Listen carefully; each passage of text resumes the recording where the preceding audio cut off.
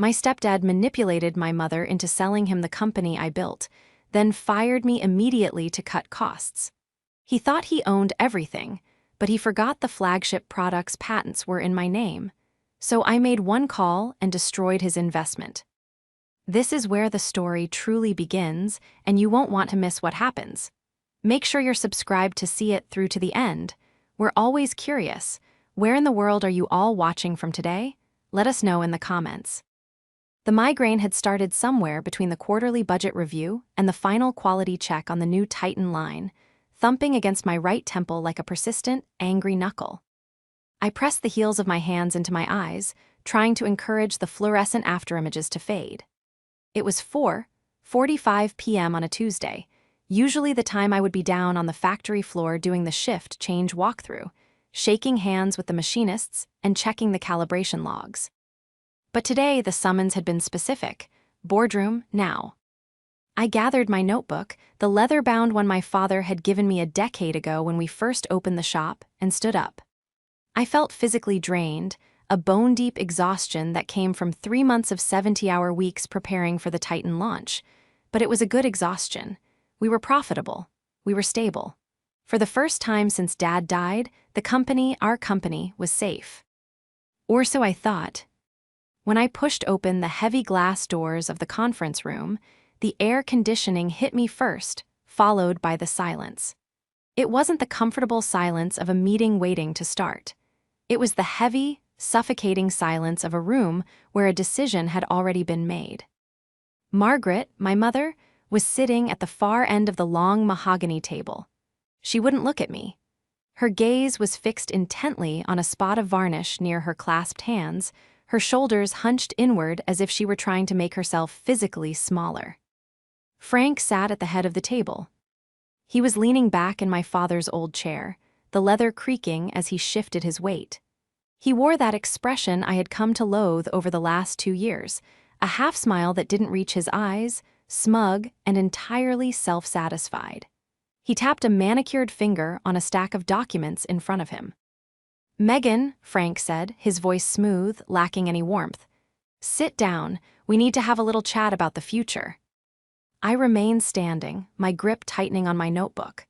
"I have the shift change in 10 minutes, Frank. Can this wait? The Titan sensors are still acting up on line 3, and I need to."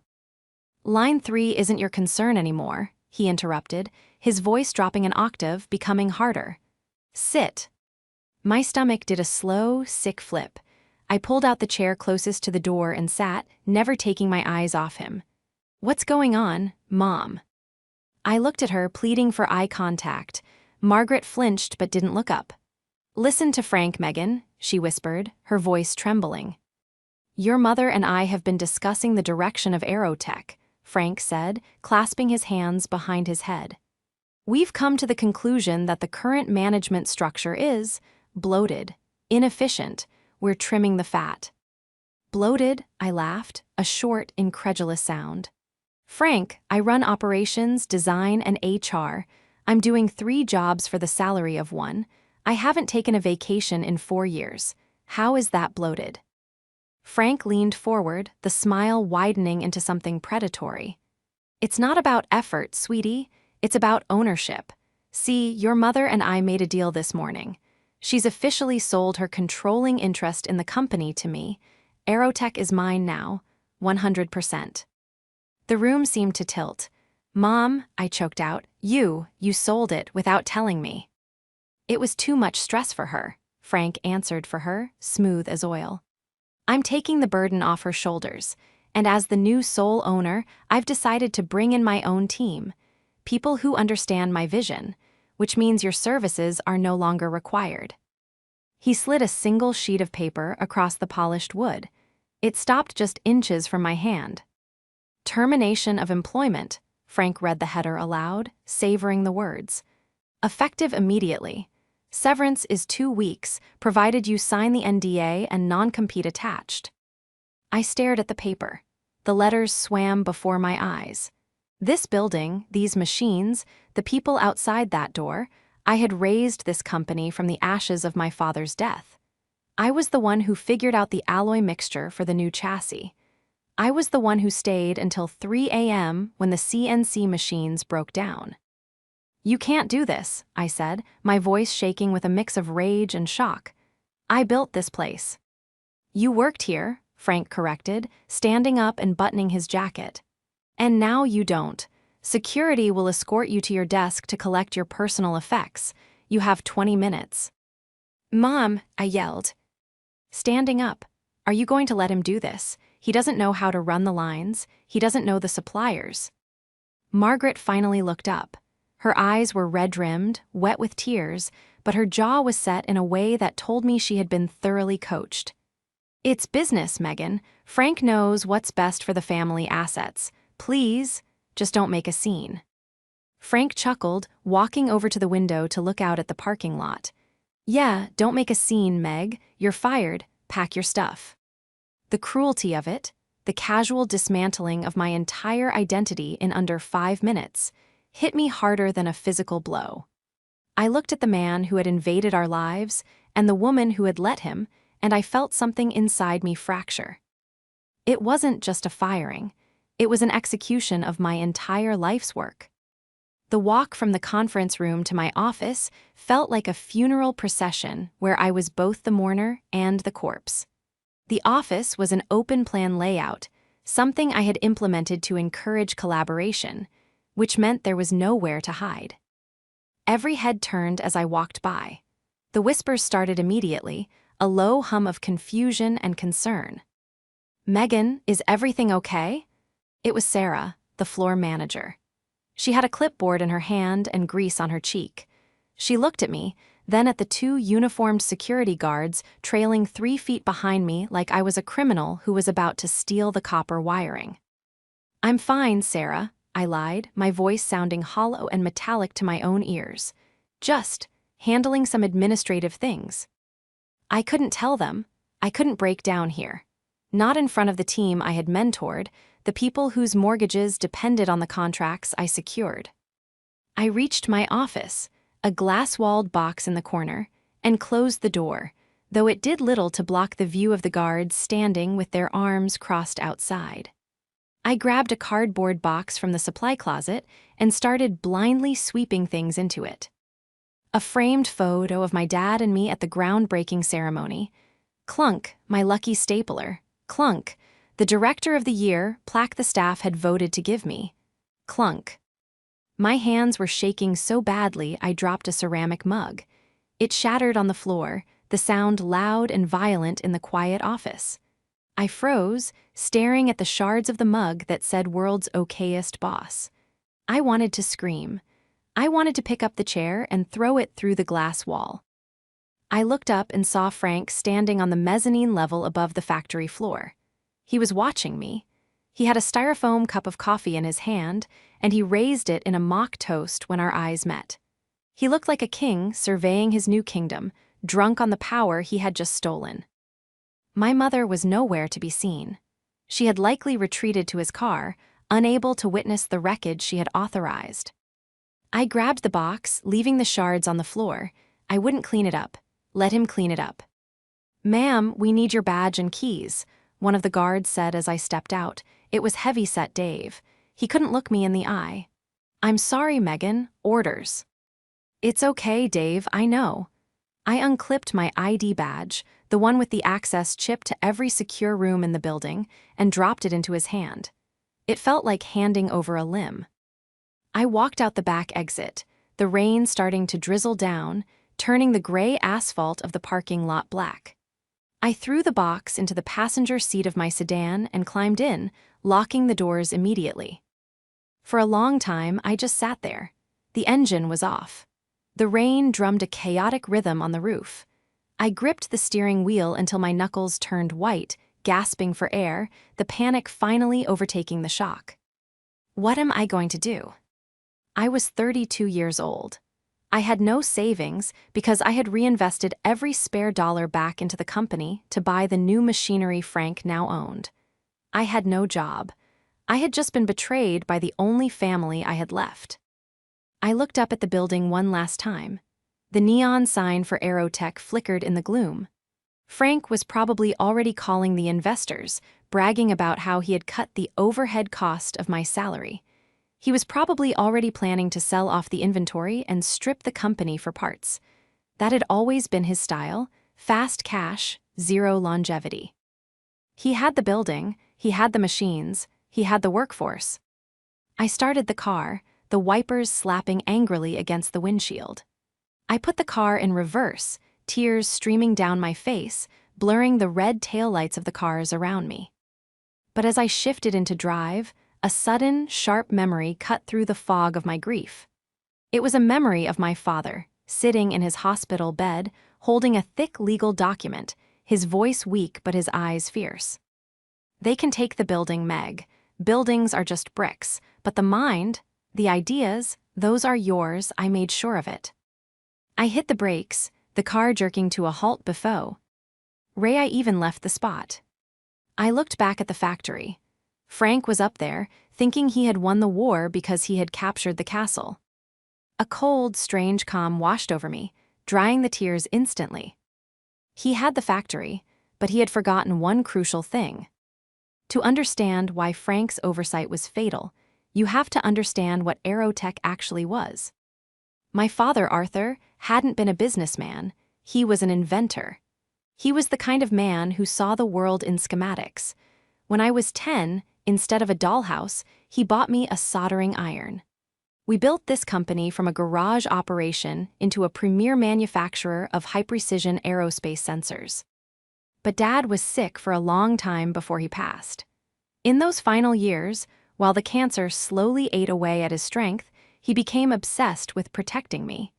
He had seen how vultures circled small businesses when a founder died. He wrote a very specific will, and he created a very specific trust. When he died, the ownership of Aerotech, the LLC, went to my mother, Margaret. He trusted her to look after me. He wanted her to be secure. I was 22, fresh out of engineering school, and I stepped up to run the day-to-day operations. I poured my soul into that place. I developed the Titan sensor, a device that revolutionized how altitude pressure is measured in drones. It was lighter, cheaper, and more accurate than anything on the market. It was the product that put us on the map.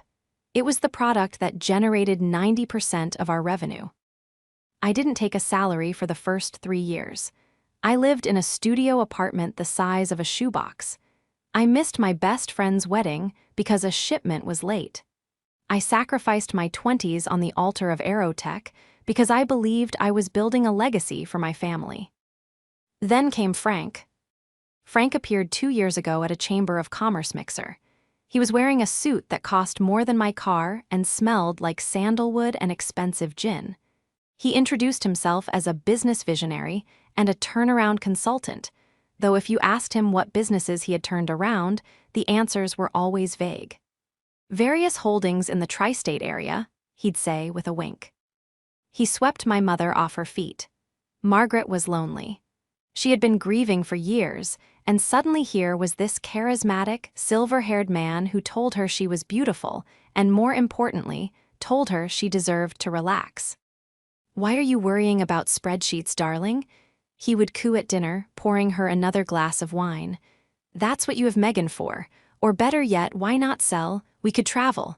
Europe, Bali." At first, I tried to be happy for her, but then I started noticing the changes.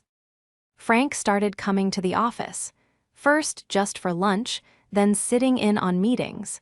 He would interrupt my engineers with buzzwords he didn't understand. He started criticizing my organizational charts. "You're too soft on the staff, Megan," he told me once, putting a hand on my shoulder that lingered just a second too long, making my skin crawl. "You treat them like people. They're assets, squeezable assets." I pushed back. I banned him from the production floor after he tried to tell a master welder how to hold a torch. I thought I had won that battle. But I lost the war because I wasn't fighting on the home front. Frank changed tactics. He stopped coming to the office and started working on Mom. He isolated her. He convinced her that my long hours weren't dedication, but incompetence. He whispered that I was trying to push her out, that I didn't respect her ownership. She treats you like a silent partner, Margaret, I heard him say once when I stopped by their house to drop off groceries. It's disrespectful. You're the owner. You should be cashing out, not letting your daughter play CEO with your retirement money. He was a parasite. A polished, handsome, dangerous parasite looking for a host. And now, he had successfully detached the host from its defenses. He had convinced Margaret to sign over the LLC. He held the keys to the kingdom. I sat in my car, rain blurring the world outside, and opened the glove compartment. I dug past the tire gauge and the spare napkins until I felt the crinkle of a thick envelope. I kept a copy of my father's trust documents in there. I don't know why, maybe intuition. I pulled them out and flipped to Schedule B, Intellectual Property and Licensing. Frank had bought Aerotech LLC. The LLC owned the machines, the lease on the building, the desks, and the coffee maker. But the patent for the Titan sensor, the proprietary alloy formula, the design schematics, they weren't owned by Aerotech LLC. My father had placed them in the Arthur and Meghan Family Trust. Beneficiary, Meghan. Sole trustee, Meghan. For 10 years, I had been licensing the Titan IP to Aerotech LLC for a fee of $1 per year. It was a formality, a way to keep costs down for the family business. I looked at the signat. Your line on the licensing agreement. Revocable by the licensor, Meghan, with 24 hours written notice. Frank didn't just fire his operations director. He fired the owner of the product he was trying to sell. I wiped my face, put the car in gear, and drove out of the parking lot. I wasn't crying anymore. I was heading to a lawyer. I didn't go home. I couldn't. My apartment felt too quiet, too much like a place where I would just sit and let the gravity of the situation crush me. Instead, I drove 45 minutes to the outskirts of the city, to a small, unassuming brick building with a brass plaque that read Henderson and Associates, Estate Law. Mr. Henderson had been my father's lawyer for 30 years. He was 70 now, a man who smelled of pipe tobacco and old paper, and he was the only person left in the world I trusted completely. I didn't have an appointment, but his receptionist, a kind woman named Betty who had given me lollipops when I was 6, waved me right in when she saw my face. Mr. Henderson was organizing files. He looked up, peering over his spectacles. Meghan, I didn't expect to see you until the annual trust review in November. Is everything all right? I sat down, the leather chair sighing beneath me. I placed the wrinkled envelope from my glove compartment on his desk. Frank fired me, I said, the words tasting like ash. He convinced Mom to sell him the LLC. He owns Aerotech now. He kicked me out, Mr. Henderson. He gave me 20 minutes to pack.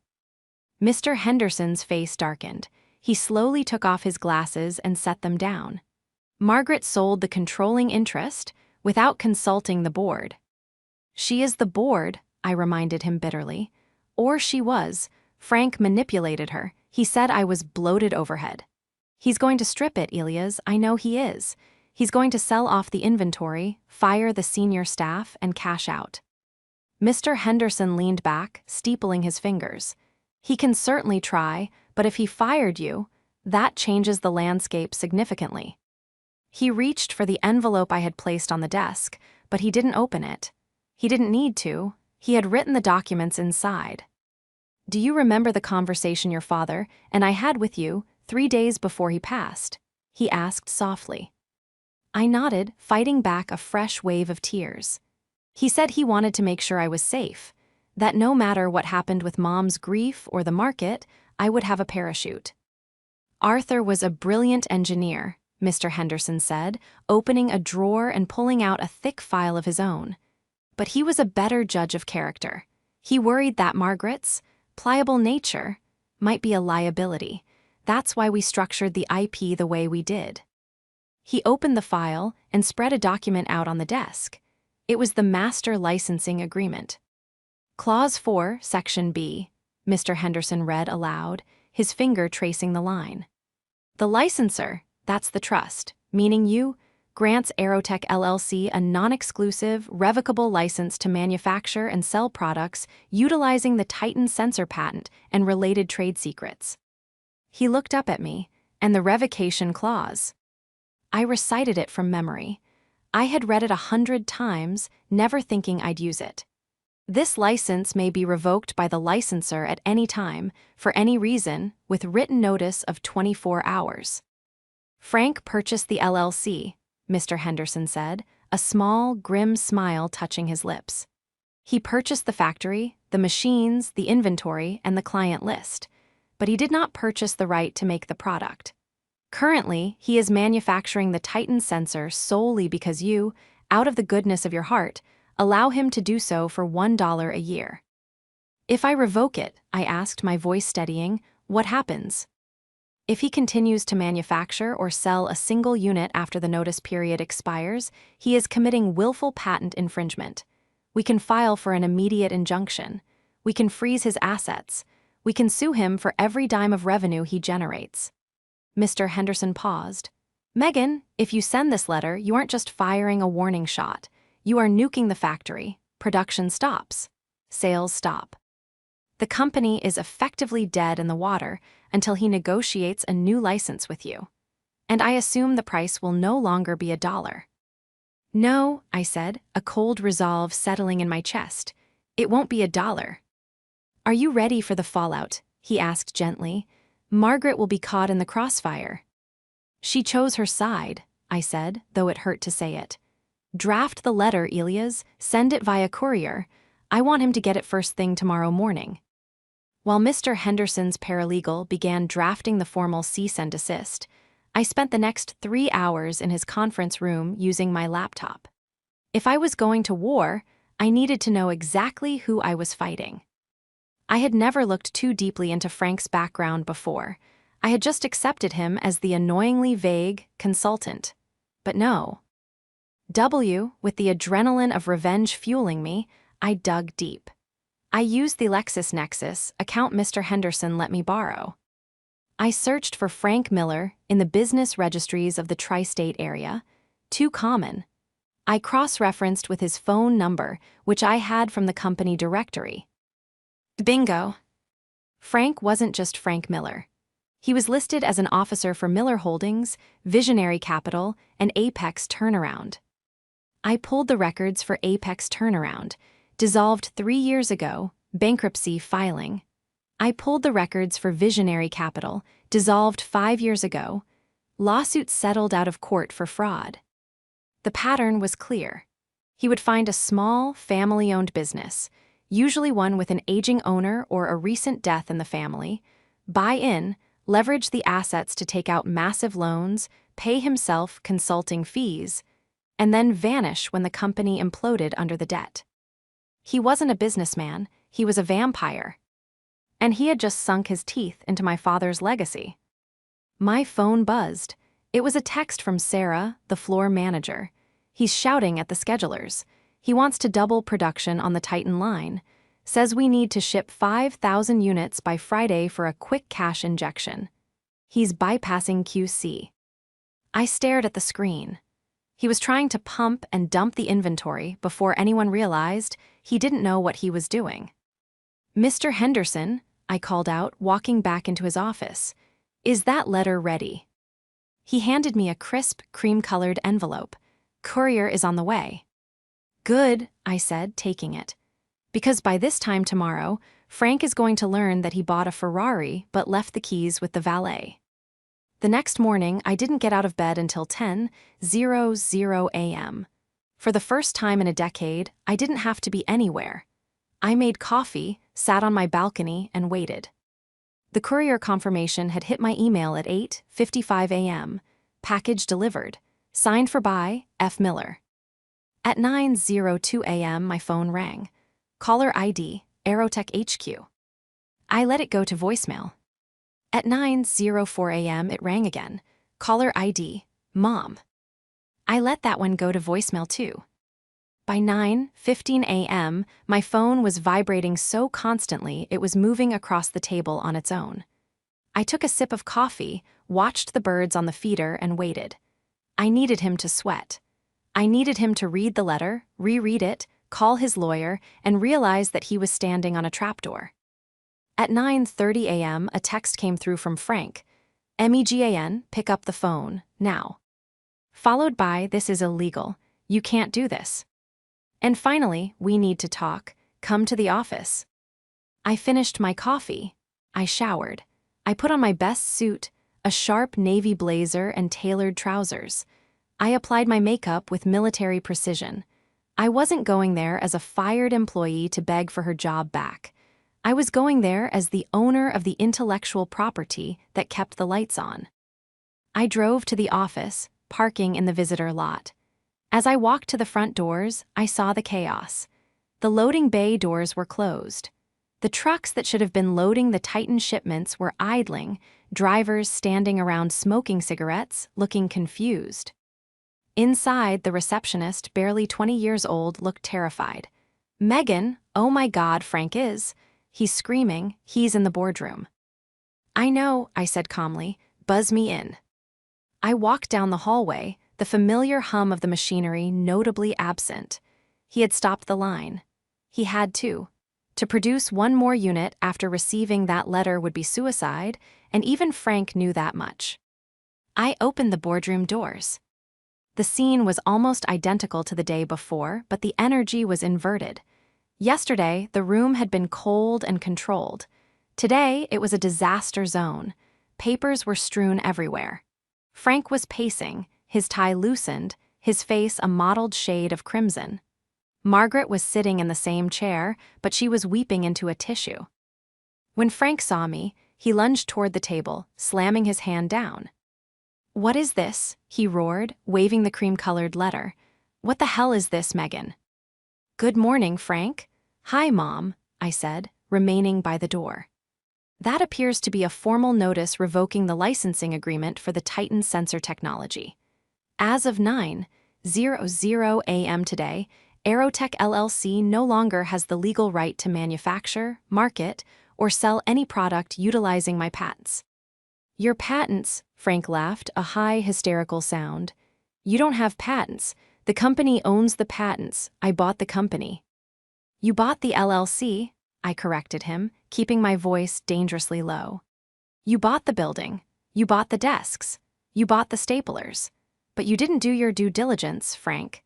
If you had looked at Schedule B of the purchase agreement, the one you likely rushed Mom into signing without a lawyer present, you would have seen that the intellectual property is held by the Arthur and Megan Family Trust.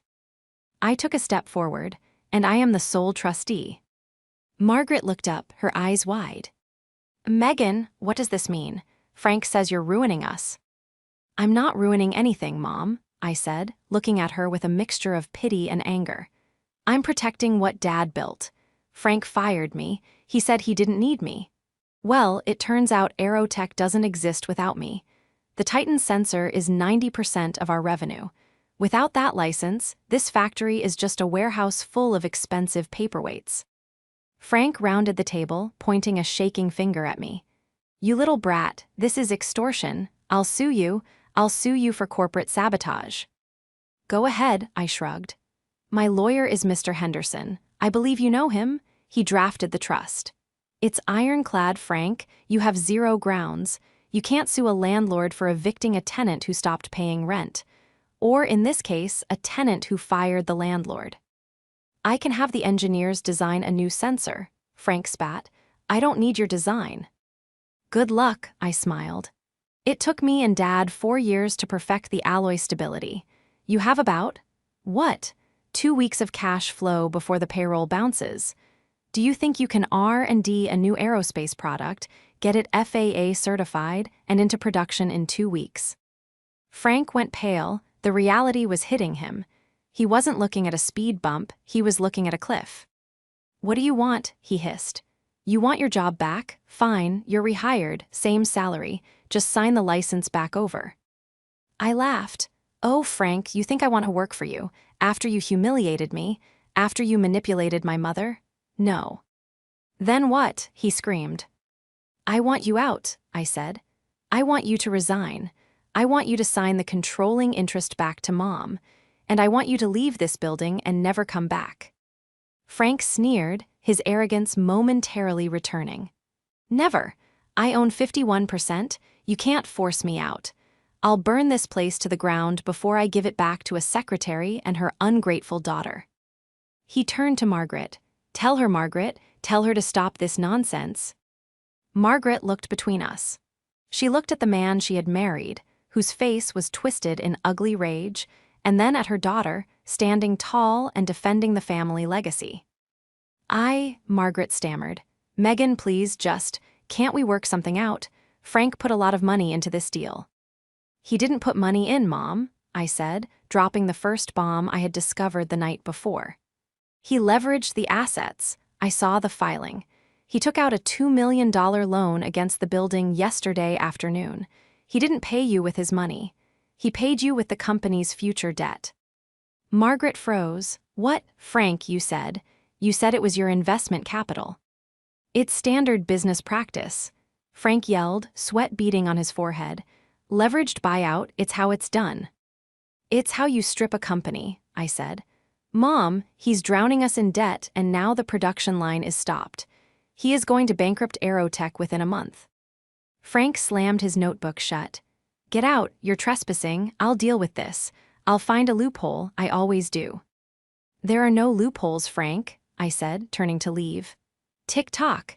Every hour the line is stopped costs you $10,000. I'll be waiting for your call. But next time, speak to my lawyer." The next 3 days were a game of chicken, played out in silence and frantic legal maneuvers. I didn't go back to the factory, but I knew exactly what was happening. My loyalists were still inside.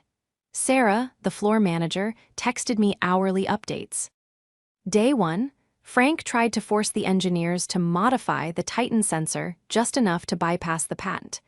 The lead engineer, Bob, told him that changing the specs would void the FAA certification and refused to sign off on it. Frank fired him on the spot. Morale plummeted. Day 2, Frank called the key suppliers, the ones who provide the rare earth metals for the sensors, and tried to bully them into lower prices to offset the lost production time. 2 of them, who had been fishing buddies with my dad, called me immediately. I told them the truth. The company was unstable. They put Aerotech on credit hold, demanding cash upfront for all deliveries. The noose was tightening. Meanwhile, I was busy. I wasn't just sitting around waiting for Frank to fold. I was building a case to ensure that when he fell, he stayed down. I met with Mr. Henderson again. "He's not going to give up the shares voluntarily," Henderson said. "Men like Frank have egos bigger than their bank accounts. He'd rather crash the plane than let someone else land it." "Then we need to prove he committed fraud," I said. "If we can prove he misled Mom about the financing or the valuation during the sale, we can void the contract." We hired a forensic accountant, a sharp woman named Chloe who specialized in corporate piercing. She dug into the shell companies I had found. "It's a Ponzi scheme of sorts," Chloe told me over coffee on Thursday. "He uses tea. He loaned from Company B to pay the dividends to investors in Company A. He's robbing Peter to pay Paul. But Aerotech was his big score. He planned to liquidate the pension fund." My blood ran cold. "The employee pension fund?" "It's fully funded," she nodded. "About $3 million. He requested access to it yesterday. The bank flagged it because his name hasn't cleared the regulatory checks yet, but give him another week and he'll drain it." I had to act fast. If he touched that money, 30 years of my employees' savings would vanish. I called my mother. She didn't answer.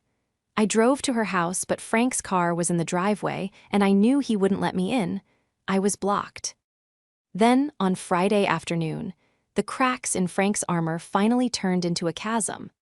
I received a phone call from an unknown number. "Is this Megan?" A woman's voice. Shaky. "Yes, this is she." "My name is Linda. I saw the LinkedIn update about Frank Miller taking over your company. I shouldn't be calling you. I signed an NDA. But is he using the Visionary Capital, LLC? I sat up straighter. He is. He did this to my father's printing business in Ohio 4 years ago, Linda said, her voice breaking. He charmed my mom, took control, and sold the printing presses for scrap. My dad had a stroke from the stress. We lost everything. I couldn't watch him do it again. Linda, I said, grabbing a pen, would you be willing to testify to that, or at least sign an affidavit? I'm scared of him. He threatened us. He can't hurt you, I said firmly. I have him cornered, but I need the nail for the coffin. If you help me, we can stop him from ever doing this to anyone else. There was a long silence, then a whisper. Okay, send me the paperwork. I hung up, my heart pounding. I had the smoking gun. But before I could call Mr. Henderson, my phone rang again. It was Sarah from the factory. She was whispering. Megan, you need to come down here. Now. What's happening? Frank is in the server room with an IT guy I've never seen before. He's trying to wipe the drives. He's screaming that if he can't make the Titan, nobody can. He's trying to delete the backups of the schematics. He was going for the scorched earth option. If he deleted the design files, even with my legal rights, it would take months to recreate the exact specs. He was trying to kill the company out of spite. I'm on my way, I said, grabbing my keys. Call security. Tell Dave to stall him. Dave was fired this morning, Sarah said. It's just us. Do not let him leave that room, I commanded. I'll be there in 10 minutes. I sped toward the factory, breaking every speed limit. The legal battle was over. This was now a physical race to save the legacy my father and I had built. Frank thought he could bully a secretary's daughter. He was about to find out that he was messing with the wrong engineer. I didn't bother parking in a spot. I abandoned my car in the fire lane directly in front of the main entrance, the door still open, the engine cooling in the damp air. I badged in, thank God Sarah hadn't deactivated my access yet, and sprinted through the lobby. The silence of the factory floor was eerie. Usually, this space was a symphony of pneumatic hisses, the rhythmic clank of presses, and the hum of conveyors. Now, it was dead silent. But it wasn't empty. The entire first shift, about 40 machinists, assemblers, and QA techs, was gathered in a tight semicircle around the glass-walled server room that sat elevated in the center of the floor like a fishbowl. I pushed through the crowd. Let me through, move. They parted like the Red Sea, relief washing over their faces when they saw me. Sarah was at the front, her knuckles white as she gripped the railing. He's in there, she whispered, pointing. He locked the door from the inside. I looked up. Frank was inside the server room with a frantic-looking young man in a hoodie, the hired IT gun. Frank was red-faced, screaming and pointing at the main server rack, while the kid typed furiously on a laptop connected to the admin port. Frank saw me. He didn't look scared anymore, he looked unhinged. He smiled, a feral, desperate baring of teeth, and drew a finger across his throat. I didn't hesitate. I grabbed the emergency fire axe from the wall mount next to the stairs. Megan, Sarah gasped, you can't. Watch me, I said. I ran up the metal stairs, the clang of my heels echoing in the silent factory. I reached the landing and didn't stop to knock. I swung the axe, the heavy head smashing into the tempered glass door handle. It didn't shatter the glass, but the impact destroyed the locking mechanism. The door swung open with a groan of twisted metal. Frank spun around, backing up against the server racks. Get out, security, trespassing. Stop typing, I yelled at the kid in the hoodie. Unplug that laptop right now. The kid froze, his hands hovering. Over the keyboard, he looked from the axe in my hand to Frank's purple face. Don't listen to her, Frank roared. I pay you, finish the wipe, format the drives. If you hit enter, I said, my voice deadly calm, staring directly at the kid, you are committing a felony. Destruction of corporate property, obstruction of justice, and conspiracy to commit fraud. I have the police on the way. Do you want to go to prison for this guy? The kid slammed the laptop shut and yanked the cable. I'm out. I didn't sign up for this. He squeezed past me and bolted down the stairs. Frank was panting, trapped. He looked at the servers. the flashing blue lights holding the terabytes of data that represented my father's life work, and then at me. "It doesn't matter," Frank sneered, adjusting his suit jacket, trying to regain some semblance of control. "The company is dead anyway without the license. If I can't have it, nobody can. I'll burn it down, Megan. I'll sell the machines for scrap tomorrow." "You won't sell a single bolt," I said, stepping into the room. "I own 51%, he shouted, his voice cracking. "I am the majority shareholder." "Not anymore," a voice came from the bottom of the stairs. We both froze. Walking up the stairs, clutching the railing for support, was my mother. She looked older than I had ever seen her, frail and trembling, but her eyes were dry. Behind her was Mr. Henderson, holding a thick leather briefcase. "Margaret," Frank's face shifted instantly. The mask of the loving husband slid back into place, though it was crooked now. "Honey, thank God you're here. Megan has gone crazy. She broke in with an axe. You need to call the police." Mom reached the top of the stairs. She didn't look at me. She walked straight up to Frank. "I spoke to Mr. Henderson," she said, her voice quiet but carrying in the acoustic glass box. "He told me about the loans, about the mortgage on the factory." "It's just business, darling," Frank pleaded, reaching for her hand. "Leverage, it's how we grow. I did it for us." "And the pension fund?" I interjected, stepping closer. "Did you try to drain the employee pension fund for us, Frank, or was that for your offshore account in the Caymans?" A gasp went up from the employees watching from the floor below. They heard everything. Frank flinched. "She's lying, Margaret, she's jealous. She wants to ruin our happiness." Mom pulled her hand away as if he were burning her. "Mr. Henderson showed me the transfer request, Frank. You tried to steal $3 million. You tried to steal their retirement." She gestured to the people below, men and women she had known for 20 years, people who had come to her husband's funeral. Frank stammered. "I was going to pay it back after the restructuring." "You're a con artist," Mom said, the realization finally settling in her eyes, turning them hard. "You never loved me. You loved the assets."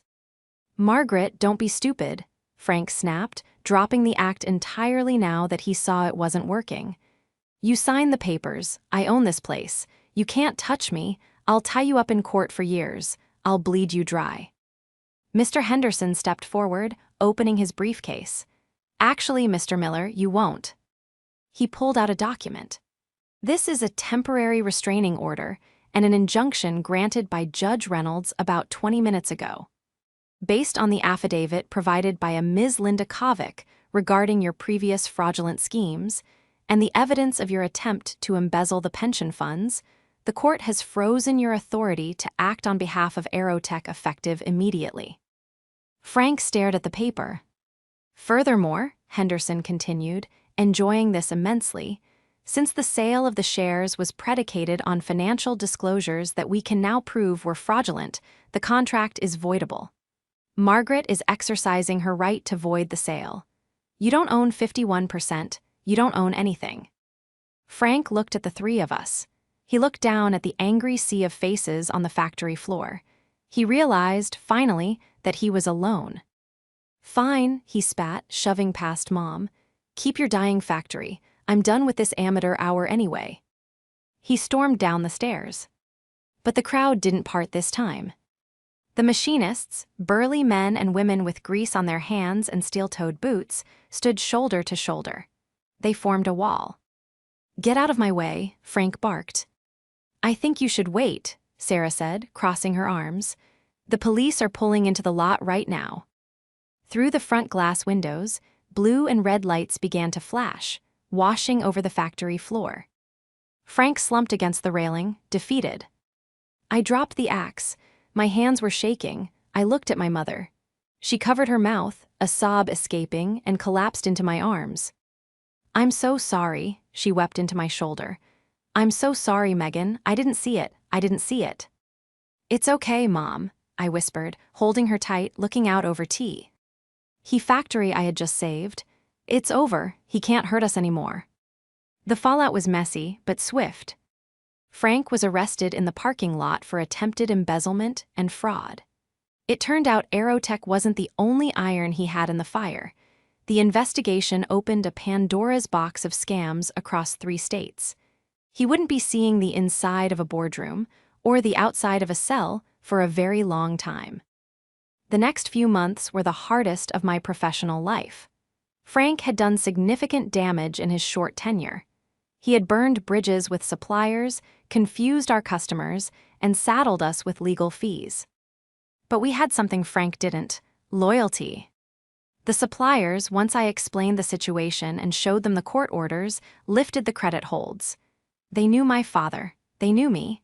They knew that Aerotech paid its bills. The employees were the real heroes. Knowing that the cash flow was tight while we untangled Frank's mess, the senior staff voluntarily deferred their bonuses. "Just get the Titan line running again, boss," Sarah told me. "We'll worry about the extra stuff later." And we did. 3 months after the showdown, I stood in the main office. It didn't look like Frank's office anymore. I had removed the pretentious leather chair and the wet bar he had installed. I brought back my father's old drafting table and my world's okayest boss mug, which I had glued back together. It leaked a little, but I kept it as a reminder. There was a knock on the door. It was Mom. She looked better. She was seeing a therapist, working through the guilt and the manipulation. She had stepped down from the board completely, transferring the ownership of the LLC to me officially. "I was a good wife to an inventor," she had told me, "but I am not a business owner. This belongs to the person who builds the future." "Hey," she said, holding a bottle of champagne. "Is it too early?" I checked my watch. "It's 5:00 p.m. somewhere. What are we celebrating?" "I just got off the phone with Mr. Henderson," she smiled.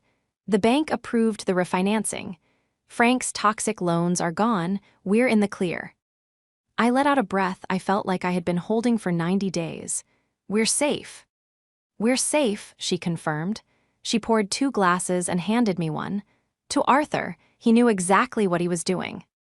I looked at the framed patent on the wall, the piece of paper that had served as the shield for everything we loved. "To Dad," I said, clinking my glass against hers. I walked to the window and looked out at the factory floor. The rhythm was back. The sparks from the welders were flying, the conveyors were humming, and the first shipment of the new Titan sensors was being loaded onto the truck. Frank had tried to strip this place for parts. He thought value was just numbers on a balance sheet. He never understood that the real value wasn't the machines or the building. It was the people who knew how to run them, and the family that would fight to the death to protect them. I took a sip of champagne, watched the truck pull away, and finally, for the first time in a long time, I relaxed. I was back where I belonged,